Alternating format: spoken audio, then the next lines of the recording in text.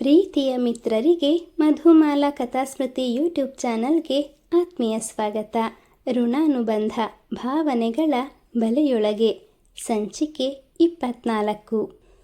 ಮನೆಯವರಿಗೆಲ್ಲ ಹೋಗಿ ಬರೋದಾಗಿ ತಿಳಿಸಿದ ಉಜ್ವಲ ವಿಶ್ವನಾಥನೊಂದಿಗೆ ಬಸ್ಸು ತಂಗುದಾಣದ ಬಳಿ ಬಂದ ಕೆಲವು ನಿಮಿಷಗಳಲ್ಲೇ ಮೈಸೂರಿನ ಕಡೆ ಪ್ರಯಾಣಿಸೋ ಬಸ್ಸು ಬಂದು ನಿಂತಿತ್ತು.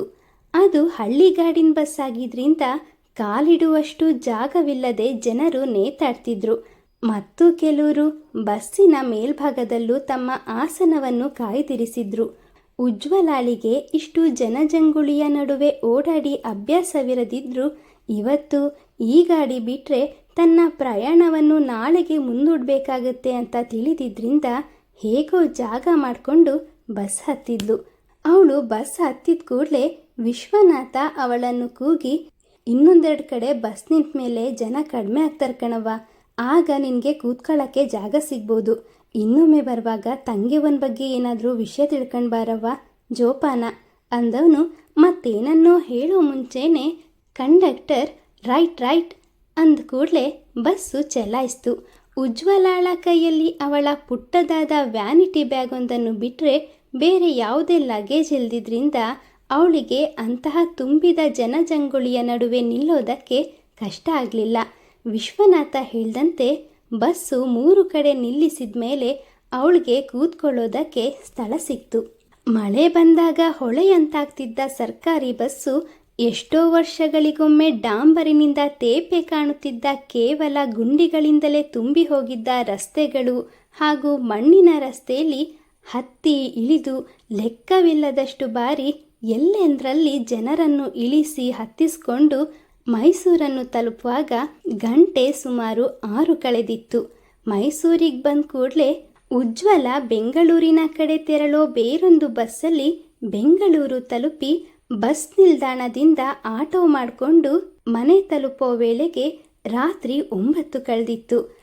ಮನೆ ಕಾಲಿಂಗ್ ಬೆಲ್ ಆದೊಡನೆ ಓಡ್ ಬಂದು ಬಾಗಿಲು ತೆಗೆದವನನ್ನು ಕಂಡು ಆಶ್ಚರ್ಯದಿಂದ, ಹೇ ಕೋತಿ, ಇಷ್ಟೊತ್ತಾದರೂ ನೀನಿಲ್ಲಿ ಏನು ಮಾಡ್ತಿದ್ಯಾ ಅಂತ ಬಾಗಿಲ ಬಳಿಯಲ್ಲಿ ಸಂತೋಷದಿಂದ ಅವಳನ್ನೇ ನೋಡುತ್ತಾ ನಿಂತಿದ್ದ ಅಗಸ್ತ್ಯನ ಗುಳಿಕೆನ್ನೆಯನ್ನು ಹಿಂಡಿ ಒಳನಡೆದ್ಲು.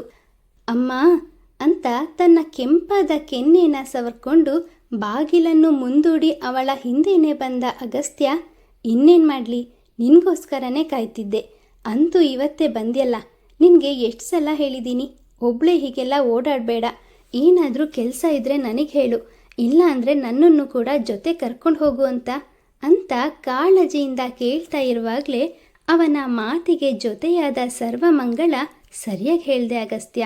ಅವಳಿಗೆ ಎಷ್ಟು ಸಲ ಹೇಳಿದರೂ ಅರ್ಥನೇ ಆಗೋದಿಲ್ಲ. ಊಟ ನಿದ್ರೆ ಇಲ್ಲದೆ ನಾವು ಅವಳಿಗಾಗಿ ಪ್ರಾಣ ಕೈಯಲ್ಲಿ ಹಿಡ್ಕೊಂಡು ಕಾಯ್ತಾ ಕೂತ್ಕೋಬೇಕು ಅಂತ ಹುಸಿ ಮುನಿಸು ತೋರಿದ್ರು. ಅಲ್ಲೇ ಸೋಫಾದ ಮೇಲೆ ಕುಳಿತು ಓದ್ಕೊಳ್ತಿದ್ದ ಸಾಕ್ಷಿ, ಅಕ್ಕ ಅಂತೂ ಬಂದ್ಯಲ್ಲ, ಹೇಳ್ದೆ ಕೇಳ್ದೆ ಎಲ್ಲಿಗೆ ಹೋಗ್ಬಿಟ್ಟಿದ್ದೆ, ನಮಗೆಲ್ಲ ಎಷ್ಟು ಭಯ ಆಗಿತ್ತು ಗೊತ್ತಾ ಅಂದಾಗ ಸ್ನೇಹ ಕೂಡ ತಂಗಿ ಮಾತಿಗೆ ಧ್ವನಿಗೂಡಿಸ್ತಾ, ಹೌದು ಅಕ್ಕ, ಇನ್ನೊಮ್ಮೆ ಹೀಗೆಲ್ಲ ಮಾಡಬೇಡ, ನೀನು ಒಂದಿನ ಮನೇಲಿ ಇಲ್ಲ ಅಂದರೆ ಇವಳು ಕಾಟ ತಡೆಯೋದಕ್ಕೆ ಆಗೋದಿಲ್ಲ ಅಂತ ಸಾಕ್ಷಿ ಮುಖ ನೋಡಿದ್ಲು. ಸ್ನೇಹಳ ಮಾತಿಗೆ ಅವಳ ಮೇಲೆ ಕೋಪ ಉಕ್ತಾ ಇದ್ರು. ಈಗ ಅವಳ ಕೋಪ ತಿರುಗಿದ್ದು ಮಾತ್ರ ಅಗಸ್ತ್ಯನ ಕಡೆಗೆ. ಸ್ನೇಹಳ ಮಾತುಗಳನ್ನು ಕೇಳಿ ಗಹಗಹಿಸಿ ನಗುತ್ತಿದ್ದ ಅಗಸ್ತ್ಯನ ಮುಂದೆ ನಿಂತ ಸಾಕ್ಷಿ ತನ್ನ ಉರಿಗಣ್ಣಲ್ಲಿ ಅವನನ್ನೇ ದಿಟ್ಟಿಸ್ತಾ, ಹಲೋ ಮಿಸ್ಟರ್, ನೀವು ಊಟ ಮಾಡೋಕ್ತಾನೆ ಬಂದಿರೋದು, ಊಟ ಮಾಡಿ ಜಾಗ ಖಾಲಿ ಮಾಡು, ಹೀಗೆ ಕಿಸ ಅಂತ ನಗ್ತಾ ನಿಂತಿದ್ಯಲ್ಲ, ಇಲ್ಲೇನು ಕೋತಿ ಕುಣಿತಿದ್ಯಾ ಅಂತ ಹೇಳ್ತಾ ಅವನ ಮತ್ತಷ್ಟು ಸನಿಹಕ್ಕೆ ಬಂದು ನಿಂತ್ಕೊಂಡ್ಲು. ಅಯ್ಯಯ್ಯೋ, ಕೋತಿ ಮೈ ಮೇಲೆ ಎಗ್ರೋಕೆ ಬರ್ತಿದೆ, ಯಾರಾದರೂ ಕಾಪಾಡ್ರಪ್ಪ. ಅಗಸ್ತ್ಯ ನಡುಗುತ್ತಾ ನಾಟಕೀಯವಾಗಿ 2 ಹೆಜ್ಜೆ ಹಿಂದಕ್ಕಿಟ್ಟಾಗ ಅವಳ ಕೋಪ ಮತ್ತಷ್ಟು ಹೆಚ್ಚಾಯಿತು. ಅಗಸ್ತ್ಯ ಹಾಗೂ ಉಜ್ವಲಾಳ ಕುಟುಂಬದವರು ಸಾಕಷ್ಟು ವರ್ಷಗಳಿಂದ ಒಂದೇ ಏರಿಯಾದಲ್ಲಿ ಎದುರು ಬದುರು ಮನೆಯಲ್ಲೇ ಇದ್ದಿದ್ರಿಂದ 2 ಮನೆಯವರು ಪರಸ್ಪರ ಹೊಂದಾಣಿಕೆಯಿಂದ ಒಂದೇ ಕುಟುಂಬದವರಂತೆ ಬಾಳ್ತಿದ್ರು. ಎಲ್ಲದಕ್ಕಿಂತ ಹೆಚ್ಚಾಗಿ ಅಗಸ್ತ್ಯನ ಕುಟುಂಬದವರ ಋಣಭಾರ ಉಜ್ವಲಾಳ ಕುಟುಂಬದವ್ರ ಮೇಲಿತ್ತು. ಸ್ನೇಹ ಸಾಕ್ಷಿಗಿಂತ ಮಿತಭಾಷಿ, ತಾನಾಯಿತು ತನ್ನ ಕೆಲಸ ಆಯಿತು ಅಂತ ಇದ್ಬಿಡ್ತಿದ್ಲು. ಆದರೆ ಸಾಕ್ಷಿ ತನ್ನ ಅಕ್ಕಂದಿರಿಗಿಂತಲೂ ವಿಭಿನ್ನ. ಮಾತು ತುಸು ಹೆಚ್ಚು. ದೊಡ್ಡವರಾಗಲಿ ಚಿಕ್ಕವರಾಗಲಿ ಅವ್ರ ಜೊತೆ ಪಟಪಟ ಅಂತ ಮಾತಾಡ್ತಾ ಆದಷ್ಟು ಬೇಗ ಎಲ್ಲರೊಂದಿಗೂ ಬೆರೀತಿದ್ಲು. ಅಗಸ್ತ್ಯ ಉಜ್ವಲಾಳ ಗೆಳೆಯನೇ ಆಗಿದ್ರೂ ಅವನ ಜೊತೆ ಕೋಳಿ ಜಗಳ ಆಡ್ತಿದ್ದಿದ್ದು ಮಾತ್ರ ಸಾಕ್ಷಿ. ಅಗಸ್ತ್ಯ ತನ್ನನ್ನು ಕೋತಿ ಅಂದಿದ್ದಕ್ಕೆ ಸಾಕ್ಷಿಗೆ ಸಹಿಸೋದಕ್ಕೆ ಆಗಲಿಲ್ಲ. ಅಡುಗೆ ಕೋಣೆಗೆ ತೆರಳಿ ಅಕ್ಕಿ ಹಿಟ್ಟಿನ ಡಬ್ಬಿನ ತಗೊಂಡು ಬಂದವಳು, ಏನು ಅಗಸ್ತ್ಯ, ನನ್ನನ್ನೇ ಕೋತಿ ಅಂತೀಯ?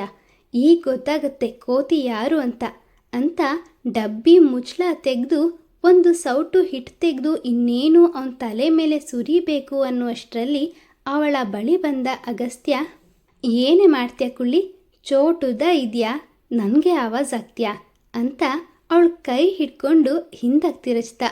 ಸೌಟಲ್ಲಿ ಇದ್ದ ಹಿಟ್ಟೆಲ್ಲ ನೆಲದ ಪಾಲಾಯಿತು. ಅಮ್ಮ ನನ್ನ ಕೈ ಅಂತ ಚೀರ್ತಾನೆ ಸಾಕ್ಷಿ ಕೋಪದಿಂದ ಅವನತ್ತ ನೋಡಿ ಹಲ್ಲು ಕಡಿದ್ಲು. ನನ್ನ ಕೈನೇ ತಿರುಚ್ತೀಯಾ? ಬರೀ ಆವಾಜ್ ಹಾಕೋದಲ್ಲ, ಮೊದಲು ಕೈ ಬಿಡು, ಆಮೇಲೆ ಏನು ಮಾಡ್ತೀನಿ ಅಂತ ನಿನಗೆ ಗೊತ್ತಾಗುತ್ತೆ ಅಂತ ಹೇಳ್ತಾ ಅವನಿಂದ ತನ್ನ ಕೈ ಬಿಡಿಸಿಕೊಳ್ಳೋದಕ್ಕೆ ಶತಪ್ರಯತ್ನ ಪಟ್ಟು ಸೋತ್ಲು.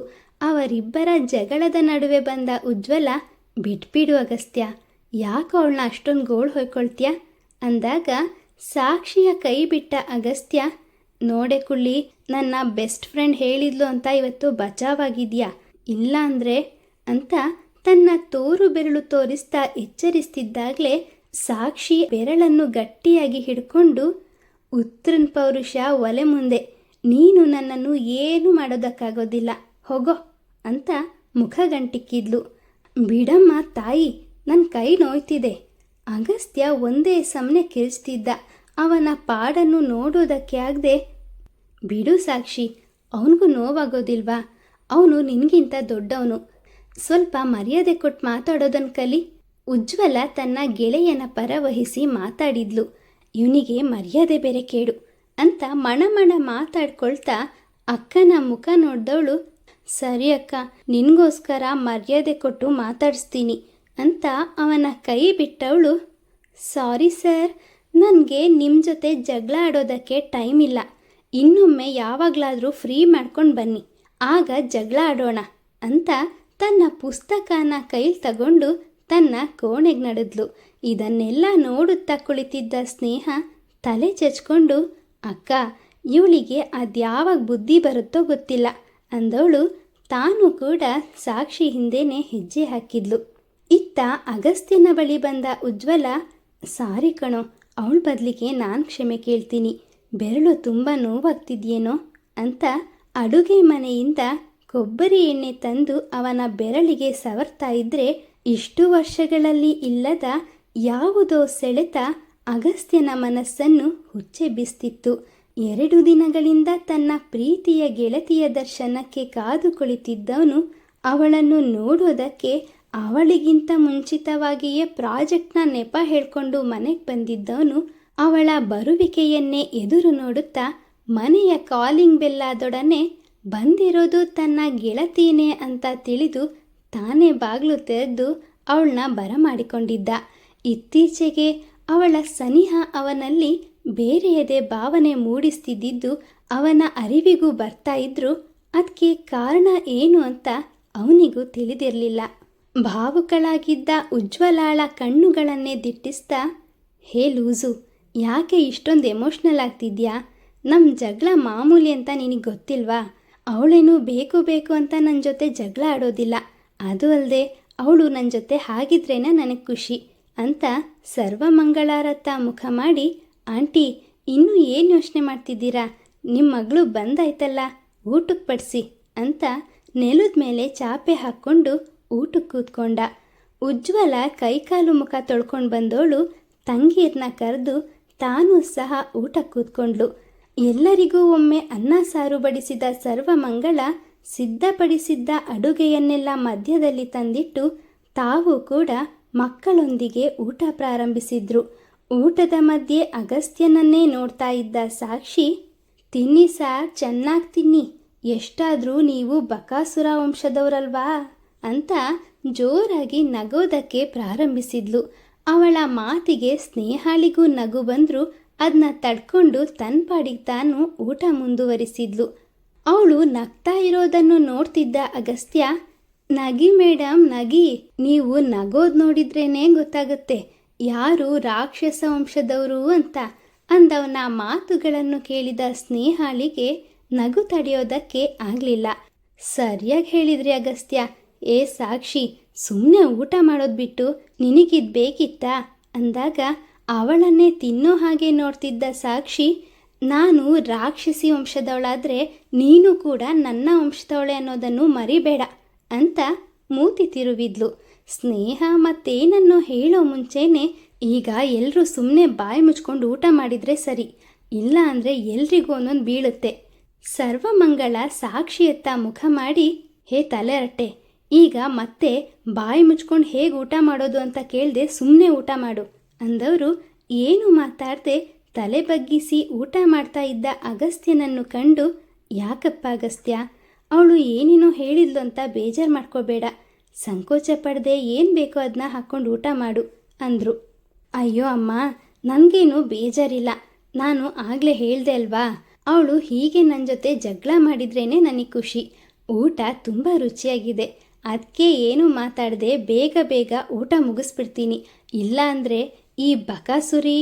ಅವನ ಮಾತುಗಳು ಅರ್ಥವಾದವರೆಲ್ಲರೂ ಗೊಳ್ಳಂತ ನಗಲಾರಂಭಿಸಿದಾಗ ಸಾಕ್ಷಿ ಅವನತ್ತ ಉರಿ ನೋಟ ಬೀರಿದ್ಲು. ಮಿತ್ರರೇ, ರಾಮುಹಳ್ಳಿಯ ಸಮಾಚಾರವನ್ನು ಉಜ್ವಲ ಅಮ್ಮನ ಬಳಿ ಹೇಳ್ತಾಳ? ನಿರೀಕ್ಷಿಸಿ ಮುಂದಿನ ಸಂಚಿಕೆಯಲ್ಲಿ. ಕತೆ ಬಗ್ಗೆ ನಿಮ್ಮ ಅನಿಸಿಕೆ ಅಭಿಪ್ರಾಯಗಳನ್ನು ದಯವಿಟ್ಟು ಕಮೆಂಟ್ನ ಮೂಲಕ ತಿಳಿಸಿ. ಚಾನಲ್ ಸಬ್ಸ್ಕ್ರೈಬ್ ಮಾಡಿಕೊಂಡು ನಮ್ಮನ್ನು ಪ್ರೋತ್ಸಾಹಿಸಿ.